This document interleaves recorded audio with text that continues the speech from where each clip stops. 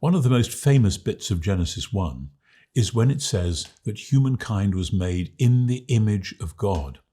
Now, theologians from early days puzzled about that. What is the image? Is there some innate capacity which God puts into human beings, which is very like an equivalent thing in God? Is it creativity? Is it imagination? Is it love? Is it this or that or the other thing?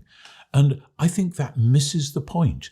There are many, many ways in which the question of who God is and the question of who we humans are come and go. They overlap and interlock in a variety of ways. But the point of the image is understood if we see what I was talking about in the previous session, that creation is designed as a temple, a heaven plus earth reality with an image at its heart.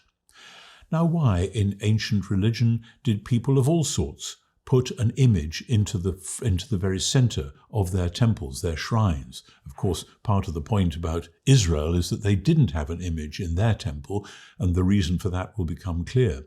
But when ancient paganism, and indeed on through the New Testament era, when they had an image in the shrine, the point was that that image, a statue usually, would make the god present in and to that community, would transmit, as it were, the power and the control of the God into that community, and would also act as the vehicle or vessel to send the worship and adoration and respect and obedience of the community back to the God. So the image is like an angled mirror facing both ways. I've now used that image so often that I suspect that anyone who's listened to my lectures over the last 20 years knows instinctively what's coming, this point about the angled mirror, that the angled mirror reflects God out into the world and reflects the world back to God.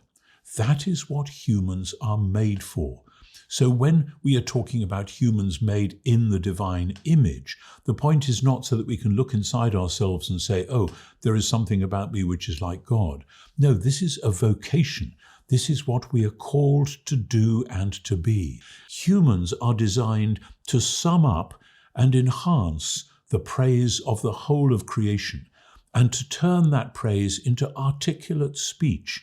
In the book of Revelation, all creation is praising God, but when the humans praise God, they add the word because. You are worthy to receive all praise because you created all things. It's part of the human vocation to understand what's going on so that the inarticulate, constant praise of creation can be presented before God. So this vocation to be image bearers is what is then described in Exodus 19 and elsewhere through into the New Testament as the vocation to be the royal priesthood. The image bearers are to be the royal ones, that is, the ones who are channeling God's rule over the world into his world, bringing wisdom and fruitfulness and creativeness and joy and prosperity to the world. And the priestly bit is the summing up of the praises of creation, standing in the presence of God and worshipping him, conscious that as we do so, we are summing up all that the trees and the rocks and the seas and the animals are doing all the time. It is up to us to turn that into concrete reality and into speech. So the idea of the image is the vocation that humans have to stand at what I've called the dangerous intersection of heaven and earth, the place where heaven and earth are overlapping and interlocking. Humans are made to stand at that place, to live at that place, to pray at that place, to love at that place, and, granted the state of the world, to lament at that place for all that has gone wrong and still goes wrong in God's world. But all that is part of what it means to be made in or according to the image of God.